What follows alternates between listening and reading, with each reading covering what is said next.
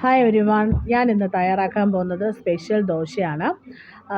ആദ്യം നമുക്ക് ദോശമാവ് റെഡിയാക്കി എടുക്കാം. മിക്സിയുടെ ജാറിൽ വറുത്തതോ വറുക്കാത്തതായ 1 കപ്പ് റവ, 20 മിനിറ്റോളം വെള്ളത്തിൽ കുതിർത്ത് വെച്ച 1/2 കപ്പ് അവിൽ, പിന്നെ ചിരകിയ തേങ്ങ, 2 സ്പൂൺ പഞ്ചസാര, ആവശ്യത്തിന് വെള്ളവും ചേർത്ത് നമുക്ക് ആദ്യം മാവ് അരച്ചെടുക്കാം.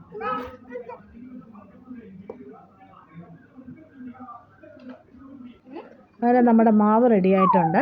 ഇതിലേക്ക് ആവശ്യത്തിന് സോൾട്ടും 1/2 ടീസ്പൂൺ ഈസ്റ്റും ചേർത്ത് നന്നായിട്ട് മിക്സ് ചെയ്യുക. ഇതെല്ലാം നന്നായിട്ട് മിക്സ് ചെയ്തിട്ട് ഒരു അരമണിക്കൂർ റെസ്റ്റ് ചെയ്യാൻ വെച്ചിട്ട് വേണം ദോശ ചുട്ടെടുക്കാൻ കേട്ടോ. അരമണിക്കൂർ കഴിഞ്ഞാണ് ഞാൻ ദോശ ചുട്ടെടുക്കുന്നത്.